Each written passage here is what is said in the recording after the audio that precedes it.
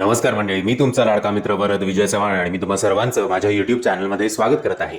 मंडळी, परंपरा नावाचा नवीन मराठी सिनेमा येत्या 26 एप्रिल 2024ला आपल्या भेटीला येणार आहे. 26 एप्रिल म्हणजे आता झाला, आता हार्डली एक आठवडा उरला आहे आणि आत्ताच काल का परवा आय थिंक याचा ट्रेलर आपल्या भेटीला आला होता. मी याचा ट्रेलर रिव्ह्यू जो आहे तो थोडा उशिरा अपलोड केला, त्याच्यासाठी माफी. सो परंपरा, माणूस मेल्यानंतर गाव जेवण घालण्याची एक परंपरा. ते जर गाव जेवण घातलं नाही तर गाव कसं वाईट टाकतं, ही एक आगळीवेगळी परंपरा. आणि नो डाऊट हा टॉपिक खूप चांगला आहे, फिल्म फेस्टिवल्स गाजवणारा हा टॉपिक आहे. बट माहिती नाही, आता एक तर हा ट्रेलर बघून असं वाटतं की हा आत्ताचा सिनेमा नाही आहे.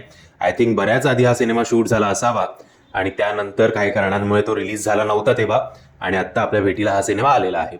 नो डाऊट खूप acting oriented, heavy drama, emotional cinema आपल्या भेटीला येणार आहे. बट ट्रेलरमध्ये अख्खीच स्टोरी दाखवली, तो त्यामुळे आता थिएटरमध्ये जाऊन काय बघायचं, फक्त काही नवीन वाक्य ऐकण्यासाठी आपण थिएटरमध्ये जायचं का, असा प्रश्न मला हा ट्रेलर बघितल्यानंतर पडला. एनिवेज, जर तुम्ही ट्रेलर बघितला नसेल तर त्याची लिंक मी तुम्हाला खाली डिस्क्रिप्शन बॉक्समध्ये देतोय. असं मला वाटत नाही की आता ट्रेलर बघितल्यानंतर काही नवीन एक्सप्लोअर करण्यासारखं उरलं असेल, कारण सगळ्याच गोष्टी दाखवल्या. एक माणूस मेला, गाव जेवण घालायचं, मग ते गाव जेवण मी घालू शकत नाही कारण माझ्याकडे तेवढे पैसे नाही आहेत, मग गाव त्याला वाईट टाकतं आणि मग कर्ज काढण्यात येतं. आय थिंक त्यांनी बैलं घाण ठेवलेली असतात, ते घेऊन जातात आणि मग आय थिंक एका पॉईंटला याला वेळसुद्धा लागतं. मग कोणतरी त्याचा एक मित्र त्याला या सगळ्या परंपरांना अपोज करतो.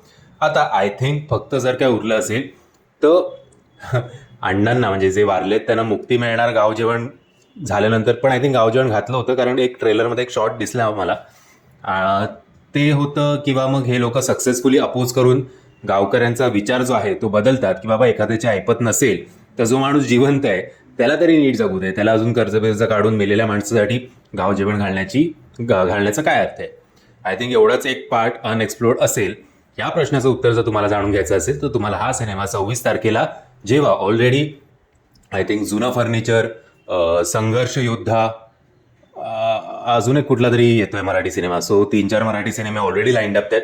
त्याच्यात हा एक, ही जी काही परंपरा आहे मराठी इंडस्ट्रीमधली की एकाच दिवशी भावकीत हातात हात टाकून साखळी खेळत जे काही सिनेमे एकत्र येतात आणि एकत्र सिनेमागृहातनं बाहेर पडतात, त्याला काही, ते खरंच खूप कौतुकास्पद आहे असंच म्हणावंसं वाटतं. म्हणजे तुम्ही, आशा करतो तुम्हाला हा व्हिडिओ आवडला असेल. ट्रेलर लिंक मी खाली डिस्क्रिप्शन बॉक्समध्ये देतोय. जर तुम्हाला हा व्हिडिओ आवडला असेल तर प्लीज या व्हिडिओला लाईक, शेअर आणि चॅनलला सबस्क्राईब करायला विसरू नका. जय हिंद, जय महाराष्ट्र.